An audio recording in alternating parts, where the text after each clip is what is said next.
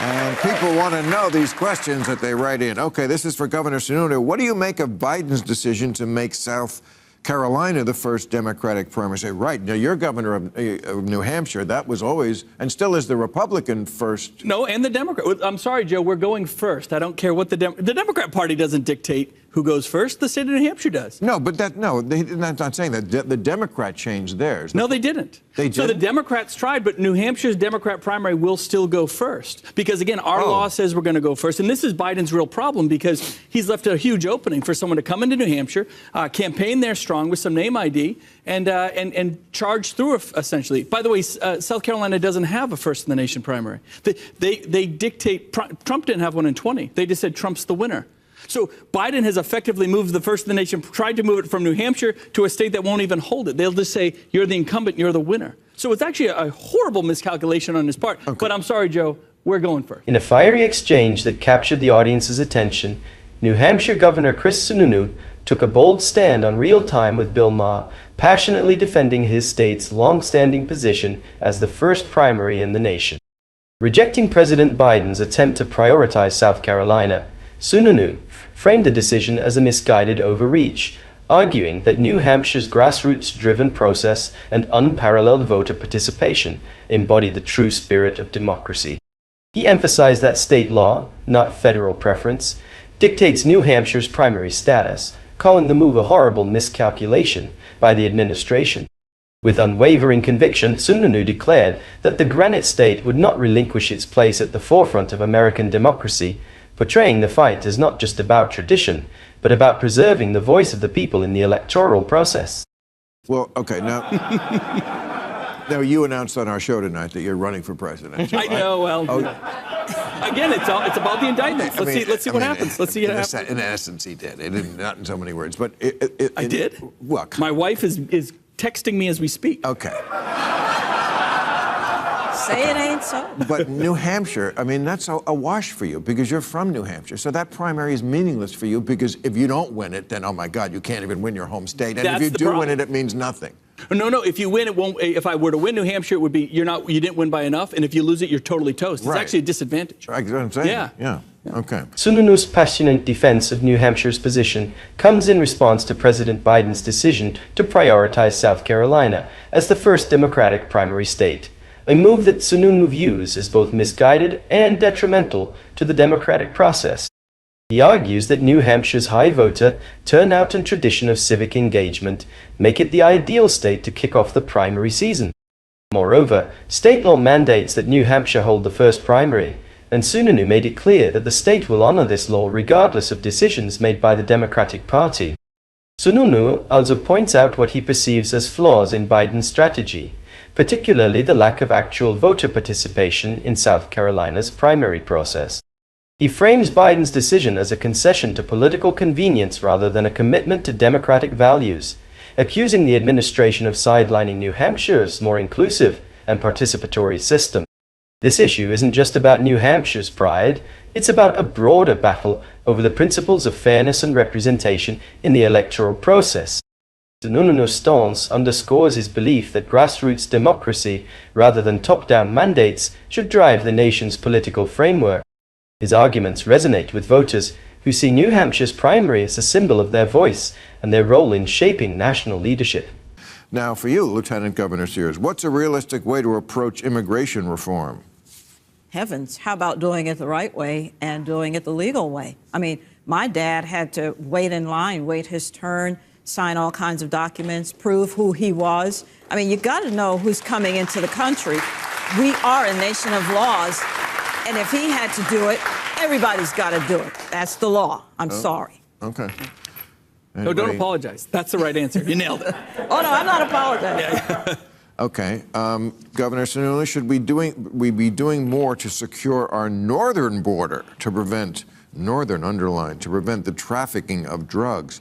And Canadians. What? And Canadians. They're very dangerous. So northern border crossings up 800%. 800%? 800, hundreds of thousands in just the last quarter from Canada. Yeah, so we're doing kind of our part. A lot of the states are open. It's a very unprotected border, but it's nothing like the southern border, of course. But yeah, you have to protect the northern border as well. Canada has agreements with about 5 different countries. You don't even need visas.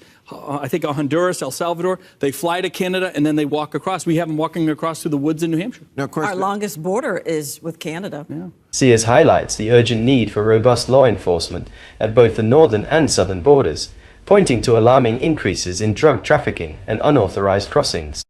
She calls attention to vulnerabilities along the northern border, where crossings have spiked dramatically due to Canada's visa agreements with countries like Honduras and El Salvador. Sears argues that comprehensive border security is essential, not only to uphold the rule of law, but also to protect communities from the dangers of drug cartels and human trafficking. Her message resonates with a growing call for fairness and accountability in the immigration system, advocating for a process that respects both aspiring immigrants and the citizens already within the nation. By framing the issue through a deeply personal lens and linking it to broader security concerns, Sears underscores the necessity of lawful entry as a cornerstone of American sovereignty and safety. another critique of your state as a primary state is that it's not diverse. So it doesn't really look Not like diverse. Look like America. We have the highest voter turnout in the country. South Carolina's diversity, look, South Carolina has about 15% voter turnout. What's the point of diversity if you don't let anybody vote, if nobody comes out to participate? We have rich, we have poor, we have black, we have white. It doesn't matter. Everyone in New Hampshire participates in the process. Well, I mean, I'll put my diversity against South Carolina's any day when you actually look at who's actually voting and participating. the only black you have there is a bear. It's a very white state. No. Oh, sure, of course. Okay. Oh, yeah. Okay. But I'm just saying, but that's. But isn't it about who participates? Isn't it about actually having a primary? Like I said, the Democrats likely aren't even going to hold the primary in South Carolina. So what's the point of diversity if you don't let people participate? I mean, they say that we subvert the vote by asking people for an ID. They subvert the vote by not even letting them show up. I mean, that's the reality you're facing here. So that's why we're the best at the First in the Nation primary. The high voter participation, the voter turnout, local control. And here's the most important part. I can't help you, Bill. I'm not following this argument, but go ahead. I'm from Massachusetts, and we used to refer to New Hampshire as Kentucky and New England. So that's... Really? That's not nice. Coming from Massachusetts, right? Coming from Massachusetts, give me a break.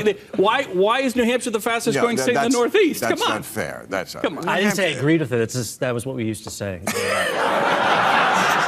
Governor Chris Sununu addresses criticisms of New Hampshire's perceived lack of diversity by shifting the focus to what he sees as the true measure of democratic success: voter turnout and active participation.